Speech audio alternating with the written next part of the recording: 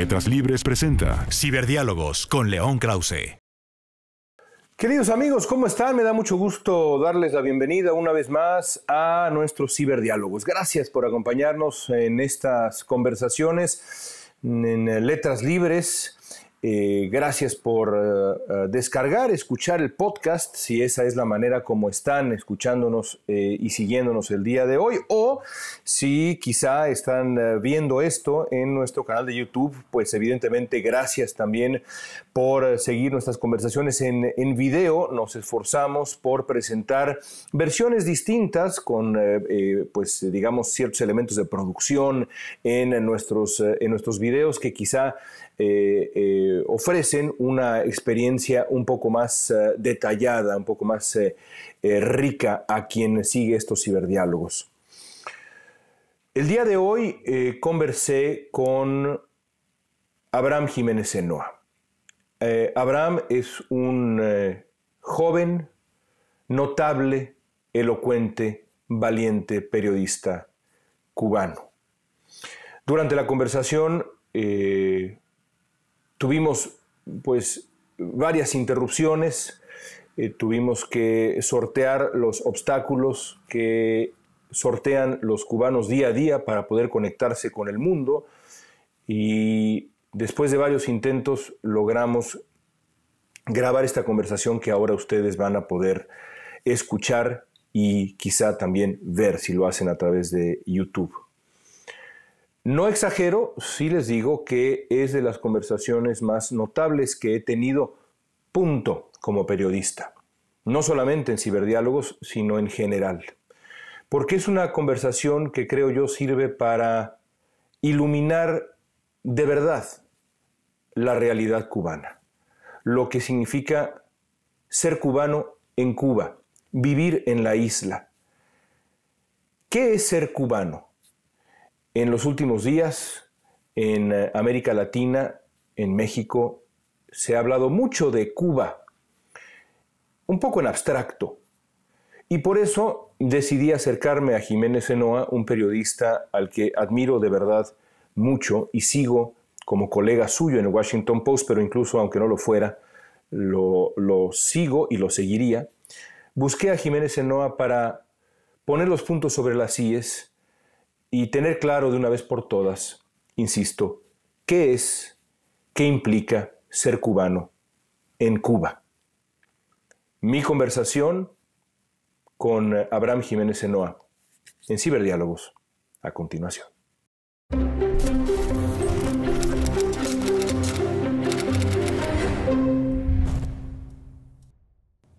Abraham, es un privilegio conversar contigo en este episodio de Ciberdiálogos. Creo que conviene comenzar ampliamente por la vida en la isla. Digo ampliamente porque me parece que hay de verdad, a pesar de que estamos en una época en donde abunda la información, mucho más que antes sin duda, una gran ignorancia sobre cómo es realmente ser cubano en Cuba. Hace unos días decías lo siguiente en Twitter, y te voy a citar. Decías: a esta hora de la madrugada gran parte de la isla se encuentra sin energía eléctrica. Está siendo cada vez más duro vivir en Cuba y soportar la ignominia del régimen, más el hambre, la pandemia y sus muertos, y estos apagones insoportables. ¿Cómo podrías explicarle a alguien que nunca ha vivido en Cuba cómo es la vida en la isla? Sí, yo creo que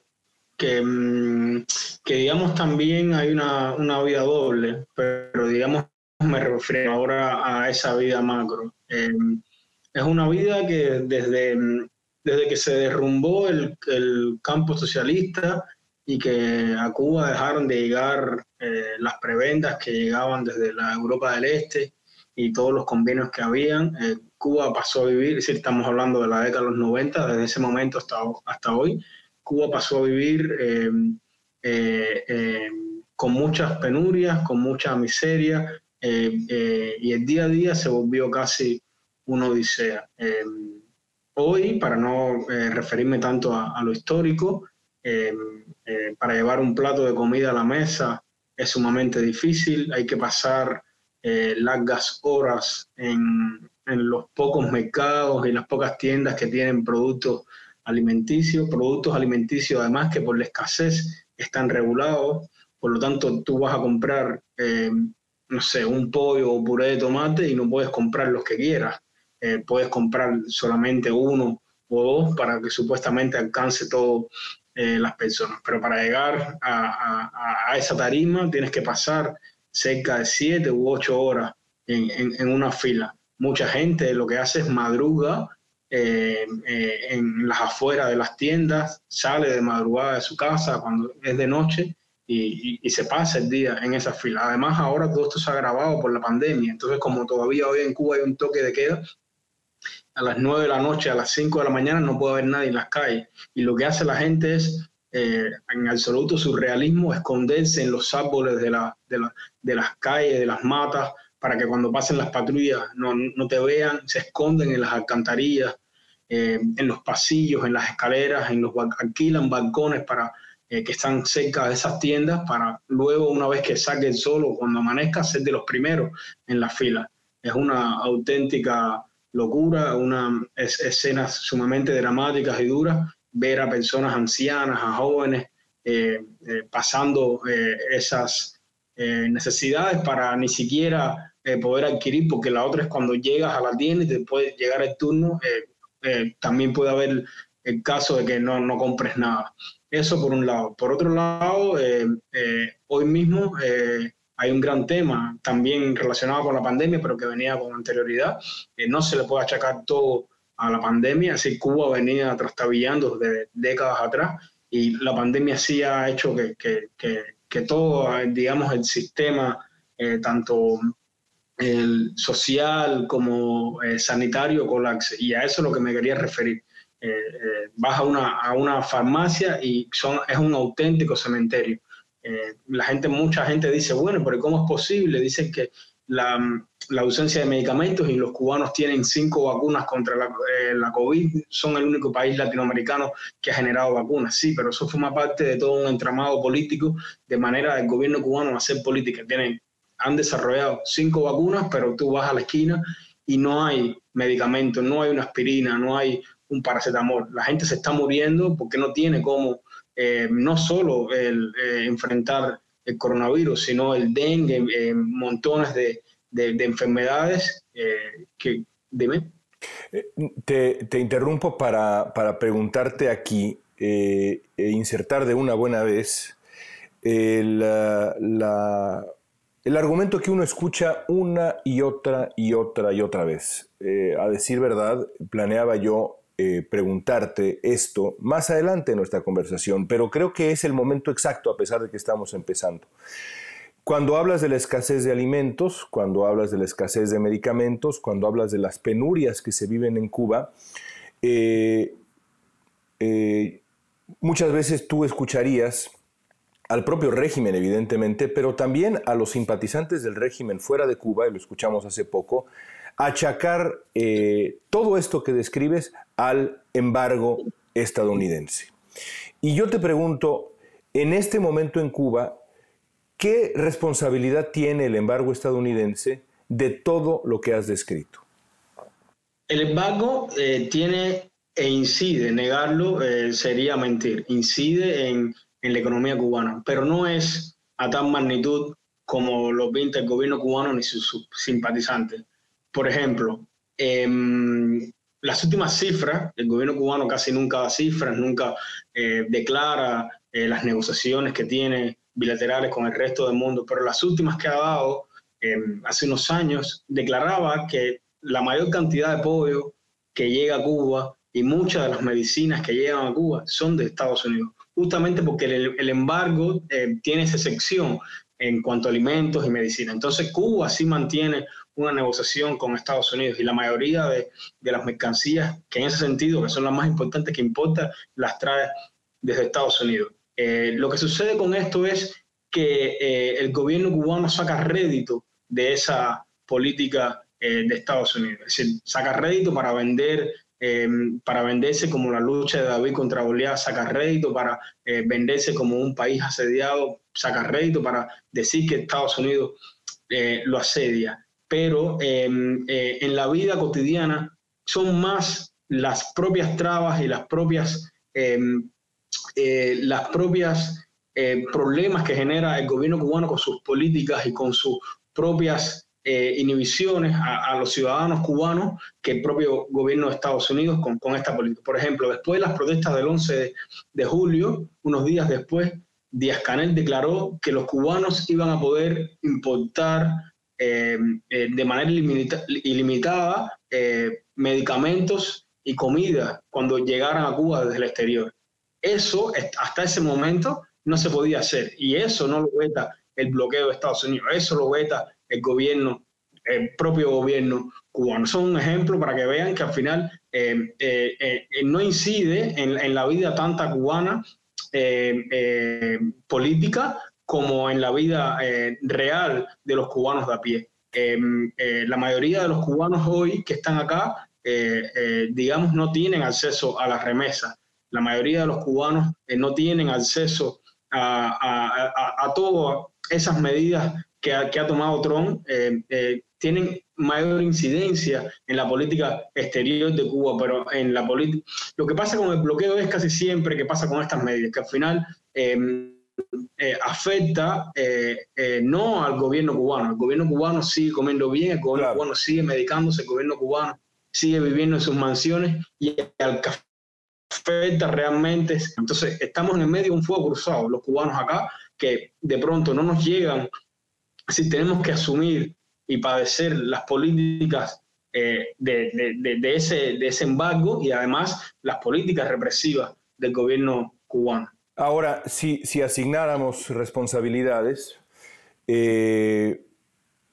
está claro que el embargo estadounidense ha hecho daño a la gente en la isla. Podrá, de nuevo, hablando de réditos políticos, podrá ser muy útil para los políticos estadounidenses. Lo ha sido desde hace mucho tiempo, sobre todo los políticos republicanos, pero también los políticos demócratas, para acercarse a los votantes en la Florida, entre otras razones. Podrá ser útil para ellos, pero ha afectado a la gente en la isla, le ha hecho daño. Es evidente que es una política que no ha funcionado desde hace décadas, pero si asignamos responsabilidades, las penurias, los dolores, los silencios, lo que se vive en la isla es sobre todo responsabilidad del gobierno de Cuba. Absolutamente, es decir, no es el embargo el que no deja que en Cuba crezca la propiedad privada. No es el embargo el que ha hecho que la economía cubana, que es un desastre, sea totalmente centralizada. No es el embargo el que impide que haya medios de comunicación independientes. No es el embargo el que impide...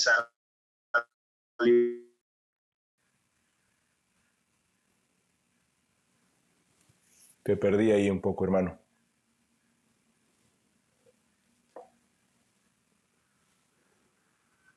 El que reprime a... Abraham, ¿me oyes? A los activistas y los... Abraham, ¿me oyes?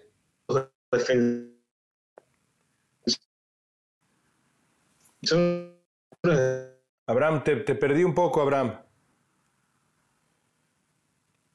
Derechos humanos.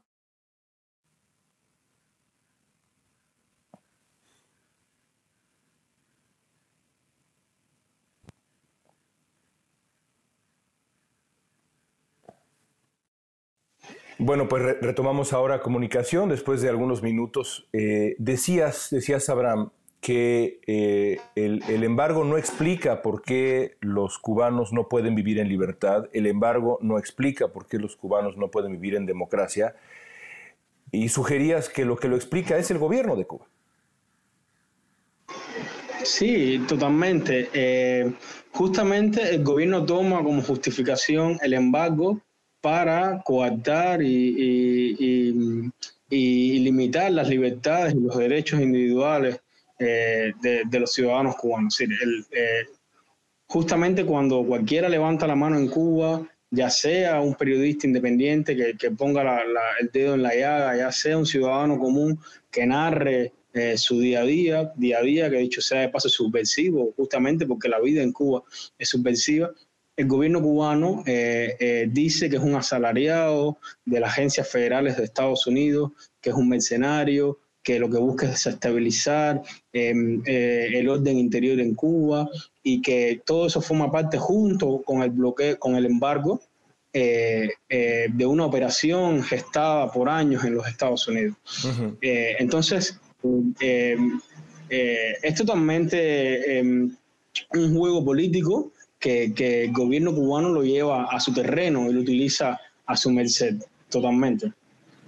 Déjame repasar algunas cosas que para aquellos que vivimos en democracia son elementales. ¿Los cubanos tienen libertad de asociación?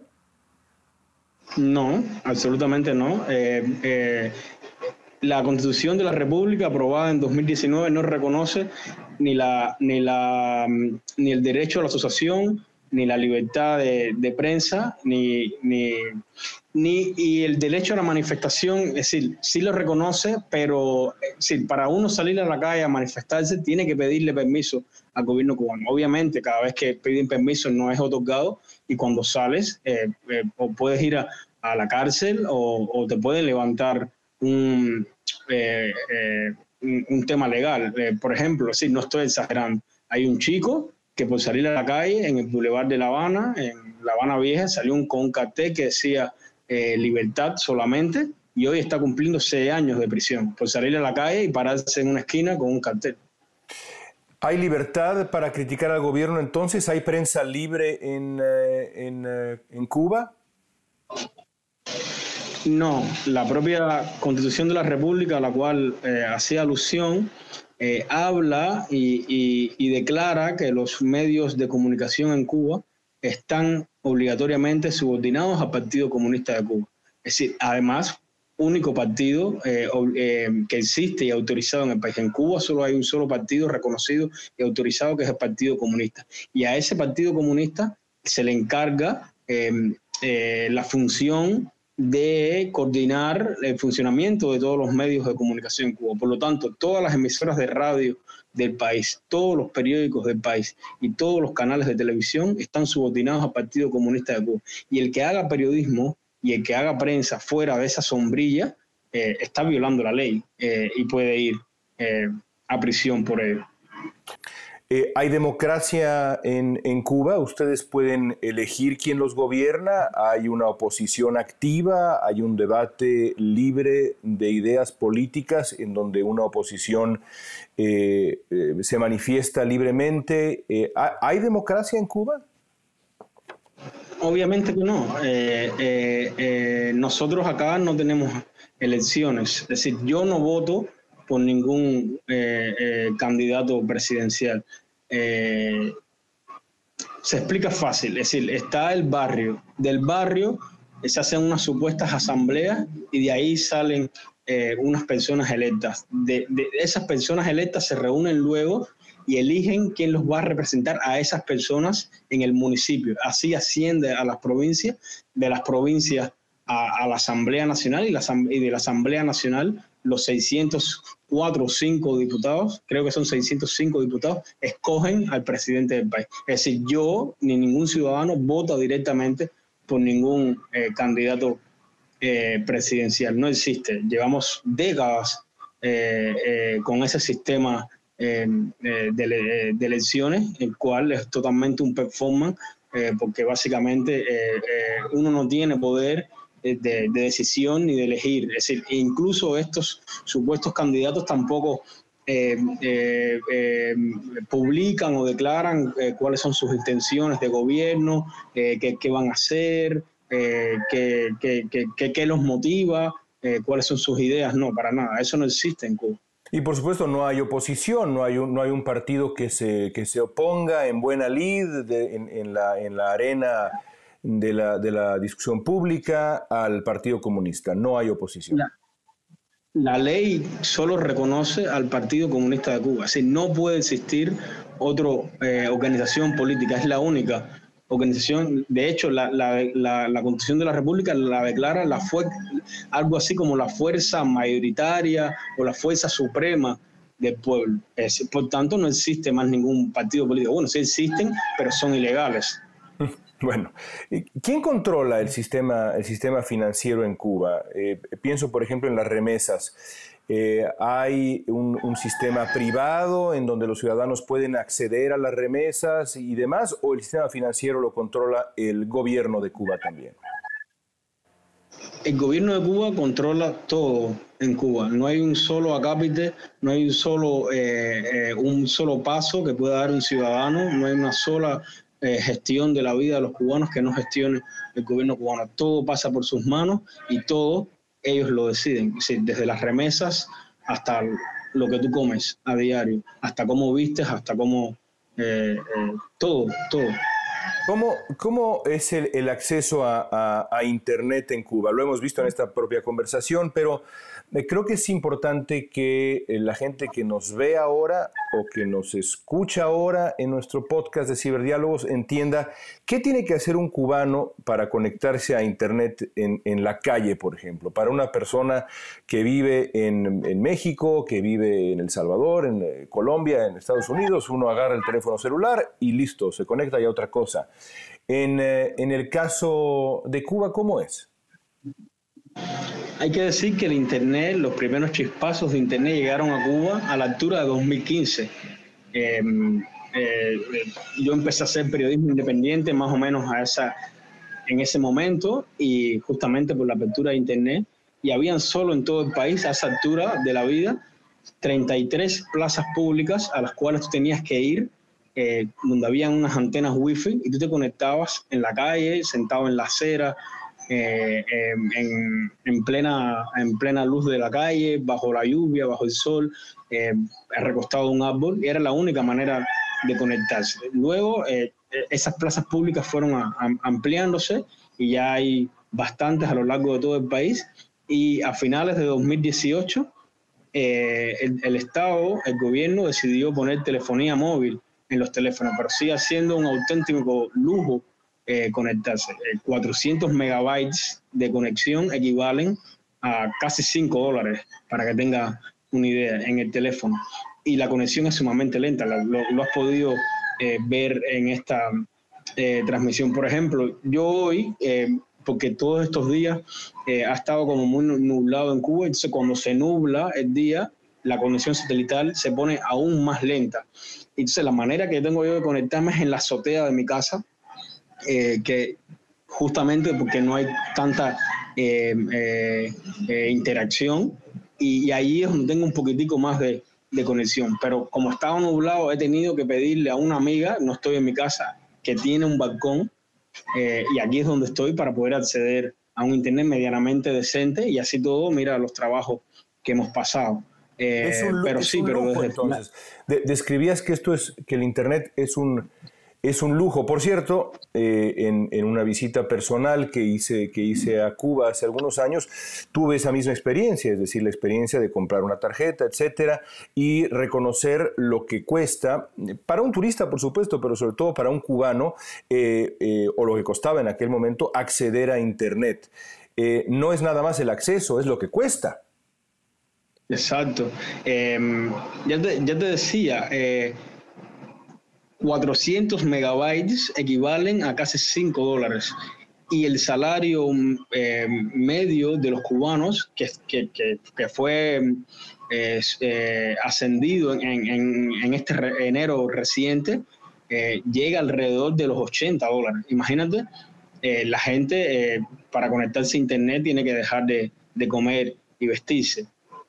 Ahí también es donde es cuestionable hasta cierto punto la incidencia, aunque ha cambiado completamente la fisionomía de la sociedad civil cubana y el entramado de la sociedad, de sociedad cubano, es innegable el Internet, pero es cuestionable hasta cierto punto, ¿no? Porque justamente la gente, se habla de que hay un auge de los medios de comunicación independientes en Cuba. Sí, claro, por supuesto, pero mucha gente que se conecta a Internet lo hace para comunicarse con su familia en el exterior, para pedir ayuda, medicamentos, comida, champú. Entonces, obviamente hay mucha más cantidad de usuarios cubanos en la red, pero habría que ver qué cantidad de esos usuarios utiliza la red para fines políticos o para informarse.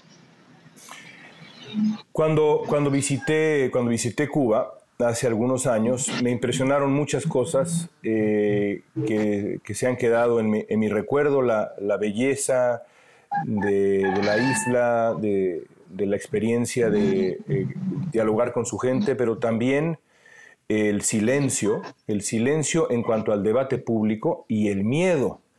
El ir en un taxi y preguntar como periodista sobre el gobierno de los Castro e inmediatamente la reacción de temor de no saber si esta persona que me está preguntando de verdad es turista mexicano, como dice, o en realidad tiene otras intenciones. ¿Se vive con miedo en Cuba?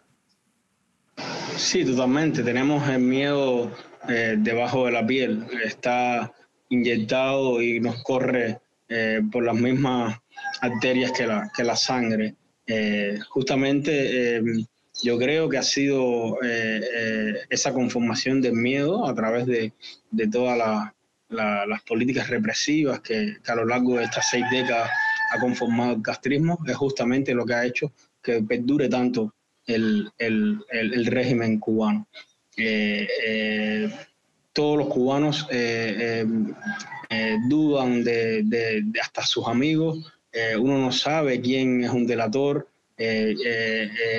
uno vive con la sospecha latente de que cada uno de tus pasos, cada una de tus acciones puedan ser vistas y delatadas, y que eso a la vez se convierta en un delito. Lo más mínimo en Cuba, hasta hace poco era ilegal matar una vaca. En Cuba comprar langostas y camarones, puedes ir a prisión por eso. Explícanos eso. Yo creo que conozco la historia, pero mucha gente no la va a... seguramente no la conoce. ¿Cómo que es ilegal matar una vaca? Sí, hasta hace unos meses, creo que 3 meses, fue que se autorizó que los campesinos que tenían en su poder vacas, reses, pudieran matarlas para vender su carne. Hasta ese momento, ya te digo, hace 2 o 3 meses, no recuerdo bien la fecha, pero fue este año, el gobierno cubano, sí, los campesinos tenían en su poder, incluso eran vacas de ellos, reses, no sé, 25 vacas, y si se moría una tenían que declarar el por qué se murió e incluso entregar esa carne. Era ilegal supuestamente porque hay todo un mercado negro en Cuba a través de la venta de carnes de res. O sea, la manera en que el gobierno cubano intentó, digamos, cercenar ese mercado negro fue coartando a los campesinos y evitando que se justicie a las vacas. Asimismo pasa con los mariscos y los pescados. ¿Se puede pescar libremente en Cuba? No. Tienes que tener una licencia para ello y así todo. No estoy muy empapado en el tema, pero digamos que este tipo sí, las langostas, los camarones, entran, digamos, en el mismo saco de la res, que fue liberada recientemente. Caramba. Hablemos ahora de represión. ¿Cómo respondió el régimen a las protestas que vimos hace unos meses? Protestas que eran en busca de libertades esenciales y de protección también esencial en respuesta a las penurias que ha dejado la pandemia y todo lo que sabemos. Era la gente en las calles pidiendo un gobierno eficaz y un gobierno que les permitiera vivir en libertad. Es así de simple. ¿Cómo respondió el régimen? ¿Qué herramientas utilizó para reprimir? Fue sumamente violento.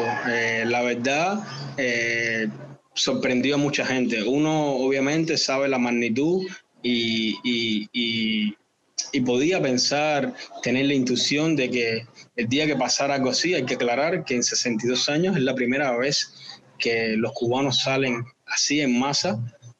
Se estima que fueron en 62 lugares de todo el país. Y ahí también sería válido aclarar, ¿no? Porque mucha gente que no conoce Cuba no se explica por qué la magnitud de estas protestas y no se explica cuando la protesta y las manifestaciones en Latinoamérica prácticamente son un deporte y todo el tiempo hay protestas, pero en Cuba en 62 años nunca han ocurrido. Justamente nunca han ocurrido porque no se permiten las manifestaciones y cuando ocurren, como fue este caso, son reprimidas como ocurrieron. Es decir, el régimen, ahora mismo hay más de 1.000 personas encerradas en las cárceles o enjuiciadas ya por salir a manifestarse, reprimió con fuego, reprimió, sacó a los chicos que estaban pasando el servicio militar y los vistió de civil y los mandaron a las calles con palos y piedras a reprimir estas manifestaciones. Mandaron a todos los trabajadores estatales también a las calles, a tomar las calles y a manifestarse también a favor del régimen, pero a su vez a reprimir a los que estaban en las calles. Sacaron las tropas antimotines, ya te decía, dispararon con fuego. En fin, fue un absoluto caos que sorprendió mucho porque justamente lo que la gente se había sacado de la garganta es lo que tenía acumulado durante 6 décadas, que básicamente es libertad, básicamente es que lo que decías, que un régimen, un gobierno que fuera eficaz, un gobierno que le diera lo básico a su población, que básicamente medicamentos, comida y la posibilidad de expresarse y de vivir, que poco más se puede vivir, se puede pedir en la vida. Es decir, Cuba ahora mismo es un país donde decir esta boca es mía te puede costar la cárcel, decir lo que tú piensas puede poner en peligro a ti y a tu familia. Entonces es absolutamente insostenible vivir bajo un régimen de este tipo. ¿Qué ha pasado desde entonces con los líderes del movimiento San Isidro? ¿Están presos? Pienso, por ejemplo, en Luis Manuel Otero y demás, incluso gente más joven, mucho más joven. ¿Qué ha pasado con los líderes? El gobierno ha tomado como pretexto estas protestas para barrer por completo con esa sociedad civil que había emergido y que estaba luchando por un cambio en Cuba. Es decir, la mayoría de los rostros de esa sociedad civil, no solo los del movimiento San Isidro, sino opositores, líderes como son José Daniel Ferrer, como son otra serie de opositores, hoy están encarcelados, y los que no están encarcelados están presos en sus propios domicilios. Hay decenas de personas que no pueden salir de sus casas porque afuera tienen patrullas policiales y porque el régimen no los deja salir de su casa. Es una medida muy común acá, por más surrealista que le pueda parecer a la gente, que de pronto, me ha pasado a mí en varias ocasiones, de pronto voy a salir de mi casa y hay unos agentes vestidos de civil que te impiden, te dicen no puedes salir de tu casa hoy, y tú le dices bueno, ¿bajo qué argumento? Y te dicen bueno, si sales o intentas salir, te vamos a apresar y te vamos a llevar a un calabozo. Así de arbitraria es la vida en Cuba. Entonces hay hoy decenas de activistas y opositores que no están en las cárceles, pero están en sus casas como si fueran prisiones. Hablemos un poco de lo que pasó hace unos días en México. Pasaron 2 cosas para los mexicanos en función de Cuba. Lo primero que ocurrió es que el presidente de México invitó al presidente cubano, Díaz-Canel, a los festejos de la independencia de México, que son evidentemente la fecha más importante, solemne del calendario mexicano. No solamente lo invitó, sino que lo recibió con honores, y no solamente eso, sino que defendió al gobierno cubano, a la dictadura cubana públicamente, y luego hizo un acto pues prácticamente inédito, que es darle el micrófono a un mandatario extranjero, y no solo eso, a Díaz-Canel, que es un dictador, como lo hemos visto con toda claridad en esta conversación. ¿Qué opinas de lo que se vivió en México, esa primera parte, de la manera como el gobierno mexicano trató a Díaz-Canel en los festejos de nuestra independencia? Evidentemente es bochornoso que López Obrador haya asumido semejante rol, ¿no? Un rol que evidentemente tiene la intención, una jugada totalmente política que tuvo la intención de legitimar el régimen cubano, de intentar lavar la imagen de lo que ha sucedido recientemente en Cuba en la arena internacional, en la opinión pública. Es decir, López Obrador evidentemente tiene una muy buena relación con Cuba y con Díaz-Canel. Es decir, es la tercera vez que Díaz-Canel viaja a México en muy poco tiempo, y evidentemente detrás de esa invitación inédita, como bien decía, está una intención manifiesta, que es darle la mano. Pero es bien sospechoso, ¿no? Esta actitud de López Obrador. Mucha gente ha empezado a sospechar de que detrás de esta jugada política puede haber una supuesta negociación con el gobierno de Estados Unidos, al que López Obrador, aunque en la administración de Trump fue más cercano. Yo no lo creo así, pero he visto que mucha gente ha empezado a hablar sobre esta supuesta negociación y ANLO como supuesto negociador y sentado en la mesa. Lo cierto es que es totalmente ridículo lo que ocurrió, y luego se manifestó un par de días después, ya en la cumbre de la CELAC, donde se quedó manifiesto totalmente la polarización que hay hoy en toda Latinoamérica, y cómo no se puede hablar de un continente, una región unida, cuando existen regímenes tan autoritarios y dictatoriales como son el de Venezuela, Cuba y Nicaragua. En este punto a mí me gustaría aclarar, porque mucha gente condena y se burla o digamos agrede las muestras de solidaridad que en el caso cubano tienen, digamos, los defensores de derechos humanos y los ciudadanos, ¿no? Porque la mayoría de esas muestras de apoyo y de solidaridad vienen de personajes cuestionables, como puede ser el caso también de Lacalle o de Vox en España, que de alguna manera son los que se hacen eco de los atropellos del gobierno cubano. Yo creo que no es un problema de quién apoye o quién muestre su solidaridad con lo que sucede en Cuba. Yo creo que lo que está pasando es que hay un falso entendimiento y que lo que hay es un mito sobre la realidad cubana y además sobre la izquierda. La izquierda yo creo que es la que se tiene que revisar. Yo creo que es la izquierda y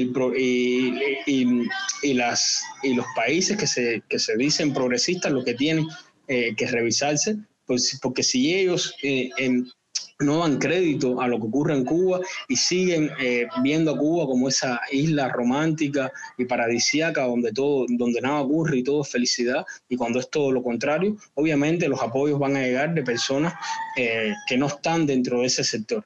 Entonces es muy curioso eso que pasa en Cuba.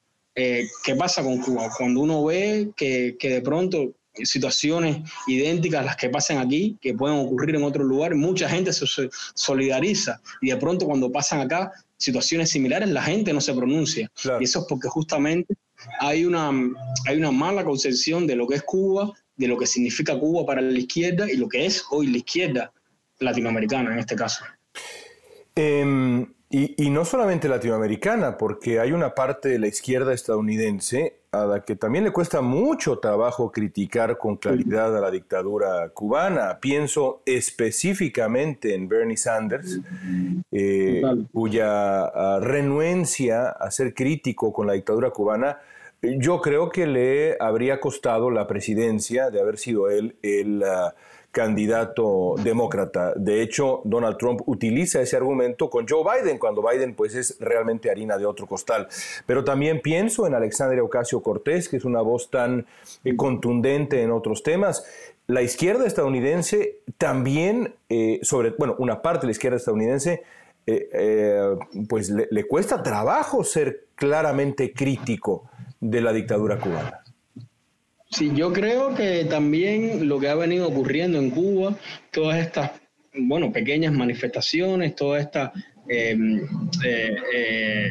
a través de internet, emergencia de rostros que han llevado lo que sucede a Cuba y lo están promulgando en el mundo, ha ayudado o está ayudando a deconstruir ese mito que es romántico, que es Cuba para mucha gente. Mucha gente se equivoca porque obviamente desde la teoría lo que promulgó el castrismo en su inicio, lo que dijo que iba a hacer, lo que declaró, obviamente nadie puede estar en contra de eso, ojalá. Lo que pasa es que todo eso se torció en el camino justamente porque los líderes del castrismo quisieron perpetuarse en el país, y para perpetuarse en el país tuvieron que coartar todas las libertades y secuestrar por completo un país. Y todo eso que habían promulgado, todo ese progreso, se fue a la basura y nada de eso se cumplió, se torció en el camino. Entonces mucha gente piensa que Cuba es aquello que se promulgó en un inicio, y para nada, han pasado 62 años y todo está demasiado lejos de aquello que se prometió. ¿Y qué papel ha jugado en las últimas décadas Venezuela en Cuba? Es imposible entender la realidad cubana sin la presencia, digamos, utilicemos esa palabra, la presencia de Venezuela, y por cierto, viceversa, también, evidentemente. No se puede entender Venezuela sin la presencia de Cuba. ¿Qué papel ha jugado Venezuela? Yo creo que la historia reciente de Cuba, Venezuela es un punto neurálgico. Justamente después de la caída de la Unión Soviética, cuando Cuba se las vio negra, cuando la economía cubana se contrajo el PIB en un 36%, años después Venezuela fue la que vino con el chavismo a darle la mano a Cuba y a sacarlo de ese pantano. Y esa alianza luego se transformó en una coalición a la vez que el chavismo se empoderaba en Venezuela, un chavismo que hay que verlo distinto al castrismo, porque el chavismo en su momento era sumamente rico en minerales, en montones de cosas que Cuba no tiene. Entonces, de alguna manera, Venezuela le dio todo eso que Cuba no tenía. Le dio petróleo en cantidades industriales y a precios ínfimos, incluso hasta gratis, y un montón de otras cuestiones. De ahí que de alguna manera el chavismo sea acá prácticamente una copia del carbón del castrismo, y que haya copiado de todas las tácticas represivas, las tácticas políticas, el sistema de coacción de una sociedad que podemos ver lo que es hoy. Por eso, cuando uno habla de Venezuela, cuando habla también de Nicaragua, estos son totalmente, obviamente, situaciones aún más, aún peor que las cubanas en un sentido, porque son situaciones donde, digamos, no tienen todas las décadas y el tiempo de asentamiento de ese sistema en esos países, pero que son sistemas acabados, construidos, mirando la figura del castrismo. Por último, Abraham, ¿qué edad tienes, Abraham? Yo tengo 32 años. Eres un hombre muy, pero muy joven. ¿Con qué sueñas cuando piensas en tu país? ¿Cuáles son tus sueños para Cuba? Es difícil, ¿no? Porque todo está tan desmembrado. Es un país que está sumido en la tristeza, donde la mayoría de las personas en lo único que piensa es en irse. La gente no quiere hipotecar su vida en Cuba, lo único que piensa es en largarse, alejarse de Cuba, irse y olvidarse de las penurias, pero no solo económicas, sino de vida. Es sumamente triste salir a la calle y ver a la gente cansada, ver a la gente que no tiene un gobierno que lo respalde, a la gente que hablan con la nada. Entonces, cuando uno piensa en el futuro, cuando uno piensa de sueño, cuesta trabajo levantar la vista y pensar en una sola cosa. En mi caso particular, tengo muchas ganas de conocer el mundo. Para hacer periodismo acá no me han dejado salir de Cuba, es una práctica común. Hay una lista de más de 200 personas que por razones políticas le llaman regulados migratorios, no los dejan salir del país. Yo soy uno de ellos. Y bueno, a mis 32 años que bueno, soy bastante joven para lo que es la vida, pero no he conocido otra realidad que no es la cubana. Me despierta mucha curiosidad poner los pies en otro lugar y ver cómo es el mundo fuera de esta isla. Yo creo que eso sería un sueño, obviamente, por ser periodista y además por ciudadano del mundo. Y en otro sentido, es inevitable no pensar en la libertad de Cuba, de vivir en un país que sea libre, que uno pueda decir lo que piensa, que la gente no tenga que esconderse el pensar, que la gente sea feliz. Sobre todo eso, yo creo que lo que ha pasado en Cuba es tan grave que la gente ha perdido la alegría, la gente ha perdido la felicidad. Y nada, y si vamos a hablar de sueño, yo creo que sería hermoso que la gente volviera a tener esa chispita de alegría que tienen los cubanos y que el régimen se lo ha robado. Sí, y habiendo estado ahí puedo decir que esa chispita está sin duda presente. Abraham, me emocionas, la verdad, me emocionas mucho. Te admiro como colega y como persona todavía más. Gracias por esta conversación. No, gracias a ti y justamente lo único que nos queda a nosotros es amplificar lo que pasa acá para ver si de esa manera la gente pueda darse cuenta de lo que es Cuba, ¿verdad?